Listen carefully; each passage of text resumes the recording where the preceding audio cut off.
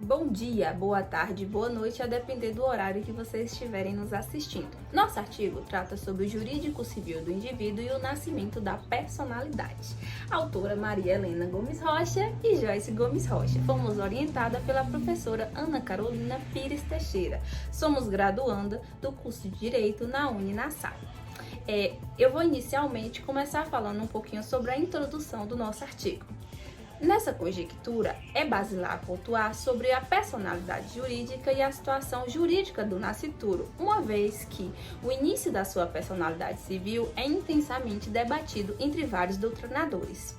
Pois, nesse viés, o reconhecimento de direitos inerentes ao nascituro possui diversas controvérsias doutrinárias e jurisprudenciais. Logo, permeia-se numa situação que remeterá a diversas discussões até que se chegue a um consenso. Por conseguinte, o presente artigo de natureza exploratória e qualitativa contempla o surgimento da personalidade civil, apesar de positivado no artigo 2º do Código Brasileiro de 2002. Esse configura-se como um assunto cercado de divergências, uma vez que o referido dispositivo ainda trata o tema de maneira vaga, como em 1916, pois esse foi apenas transcrito para o novo Código em 2002. Tal norma já era prevista e apenas foi transcrita, dessa forma abrindo margem para o contraditório na qual o método do presente artigo se baseia para que possa chegar à conclusão ampliada da narrativa. Agora eu passo a palavra para minha colega Maria Helena poder falar um pouquinho sobre o conceito do nascituro. Bom dia, boa tarde e boa noite para todos que estão nos assistindo. Nascituro, do latim nasciturus, significa aquele que há de nascer. É um termo jurídico utilizado para designar o ente gerado ou concebido de existência no ventre materno, mas que ainda não nasceu.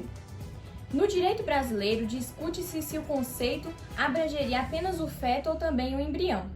Para Ferreira, o nascituro é descrito da seguinte maneira: que há de nascer, aquele que há de nascer, o ser humano já concebido, cujo nascimento se espera como evento futuro e certo.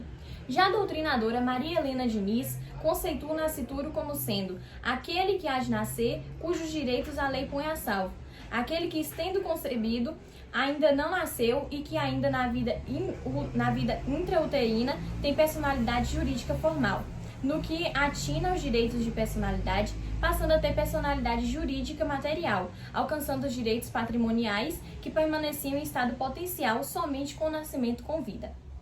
Um dos principais direitos do nascituro é ter o direito à sucessão. Nesse caso, se já foi concebido ao momento da abertura da sucessão, morte do dito cujus, legitima-se a suceder de forma legítima. Como nesse prisma se legitima a suceder por testamento, os filhos ainda não concebidos de pessoas indicadas pelo testador, desde que vivas essas, abrirão-se sucessão.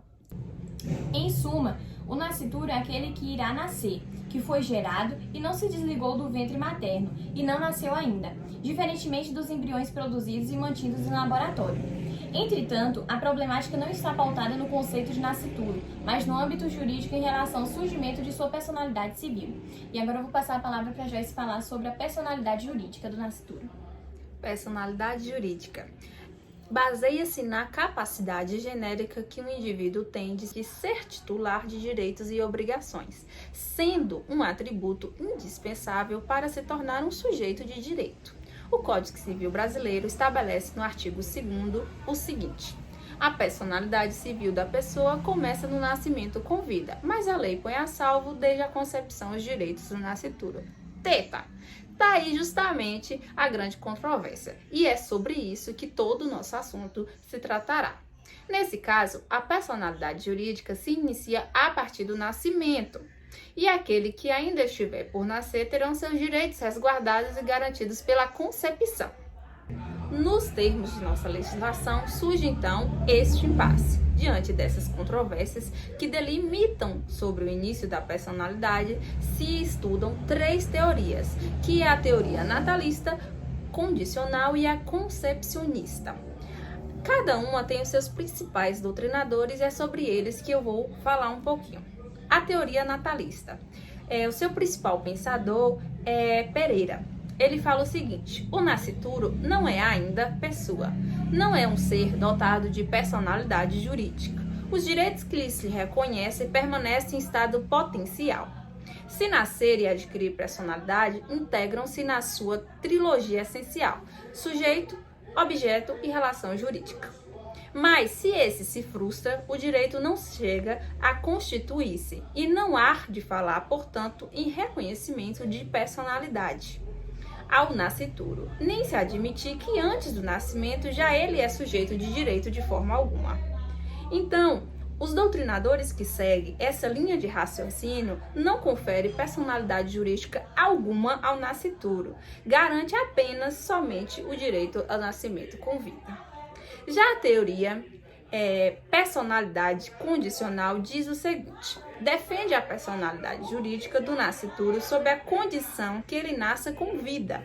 Sem o nascimento com vida, não haverá aquisição de personalidade. Então, existe uma condição para que se tenha a personalidade jurídica. Um dos seus principais teóricos a respeito é o Venosa. Ele fala o seguinte: o nascituro é um ente já concebido, que se distingue de todo aquele que não foi ainda concebido e que poderá ser sujeito de direito no futuro, dependendo do nascimento, tratando-se de uma prole eventual.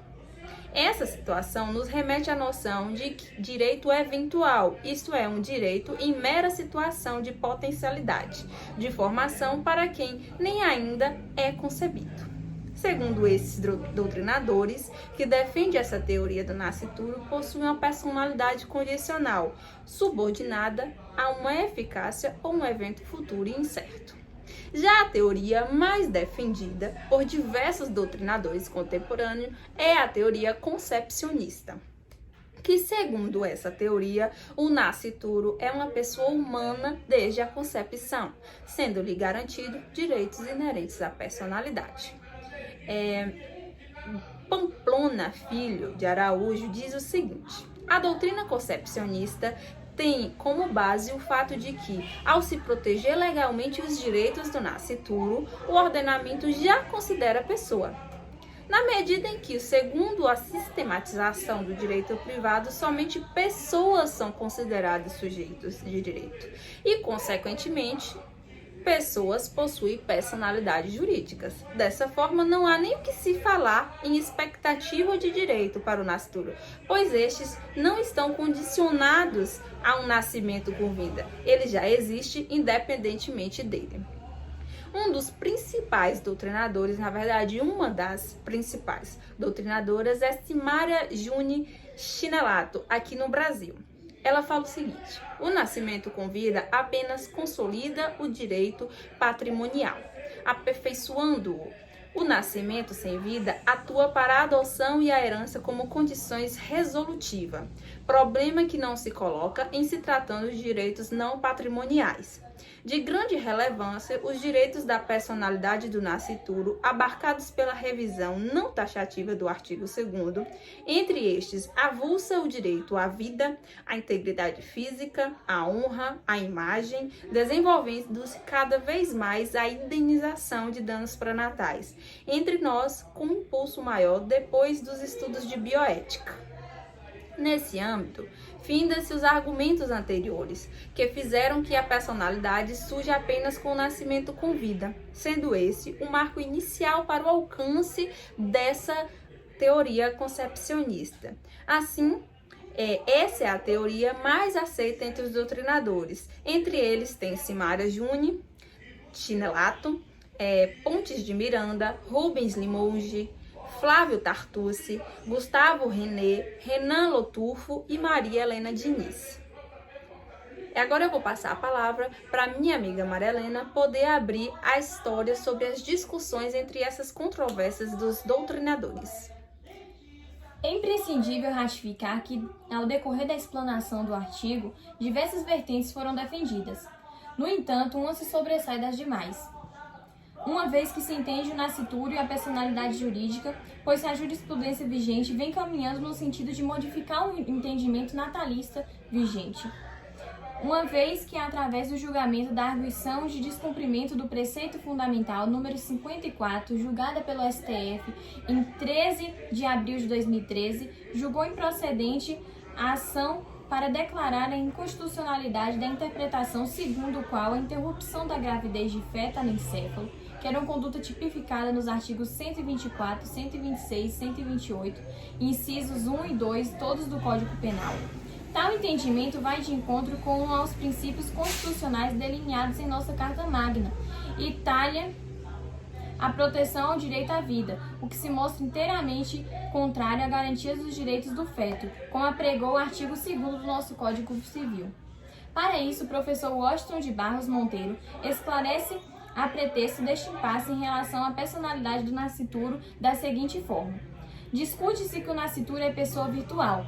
Seja qual for a conceituação, há para o feto uma expectativa de vida humana. Uma pessoa em formação, e a lei não pode ignorá-lo por isso, lhe salvaguarda os eventos de direito. Mas para que estes se adquiram, é preciso que ocorra o nascimento com vida. Por assim dizer, nascituro é uma pessoa condicional. A aquisição da personalidade acha-se sobre a dependência da condição suspensiva, o nascimento com vida. A situação toda, especialmente, chama-se planeio de antecipação da personalidade. Neste inteirinho, a proteção constitucional da vida humana não se restringe apenas à vida biológica. O ordenamento jurídico, ao tutelar a vida, impõe ao Estado o dever de proteção ampla. Importa o direito de ter assegurado o normal desenvolvimento intrauterino, de vir à luz com vida, de estar vivo e não ser privado de viver, bem como ter uma existência digna. Deste modo, o produto da concepção em toda a fase intrauterina é um ser vivo e um ser humano. Não há dúvidas que pertence à espécie humana e a sua proteção legal decorre dessa realidade. Logo, não resta dúvida também que os direitos personalísticos do nascituro não se confundem com os direitos personalísticos da gestante, tais como o direito à vida, à integridade física, à psíquica e à saúde. Ademais, prevalece no cenário civilista brasileiro o entendimento de que o nascituro possui direitos de personalidade elencados pela teoria concepcionista, entendendo a protetividade das normas de direitos também ao que se encontra no ventre materno. E aí eu vou passar a palavra para a Joyce fazer a conclusão do nosso artigo. Então, conclui-se o seguinte: a despeito da redação aparentemente contraditória no artigo 2º do Código Civil, que adota pelo sistema positivista, estabelece o início da personalidade civil com nascimento com vida, concede direitos e não expectativas de direitos do nascituro, dessa maneira legitimando tal teoria, a teoria natalista, mas também podendo conciliar a teoria concepcionista, em harmonia com diplomas legais de outros ramos do direito. Utilizando desse argumento, Silmara Júnior Stintelato entende que, através dos métodos lógicos e sistemáticos de hermenêutica, o artigo 2º, em tela, ele já consagra a teoria concepcionista e não a teoria natalista, apesar de ainda ser a teoria natalista executada no nosso código. Assim, verifica-se que essa terceira corrente, ao afirmar que o nascituro tem personalidade desde a concepção, parece-nos a mais coerente com o ordenamento jurídico brasileiro. Apenas certos efeitos de certos direitos, notadamente os patrimoniais e materiais, dependem do nascimento de fato com vida, como o direito de receber doação e de receber herança. Os outros direitos absolutos de personalidade, como o direito à vida, à integridade física, à saúde, já são independentemente do nascimento com vida. O nascituro é uma pessoa desde a concepção. Todos os seus direitos são salvaguardados. Ademais, vale ressaltar que a conclusão pela tese concepcionista também consta no enunciado no 1º do Conselho de Justiça Federal e no Supremo Tribunal de Justiça também, aprovado na primeira jornada de direito civil, cujo teor segue: a proteção que o Código defere ao nascituro alcança também ao natimorto, no que concerne os direitos da personalidade, tais como nome, imagem e sepultura. Então, assim a gente conclui nosso artigo, entendendo que a teoria concepcionista é a teoria hoje que tem mais passo a ser aceita, uma vez que essa é a teoria mais coerente.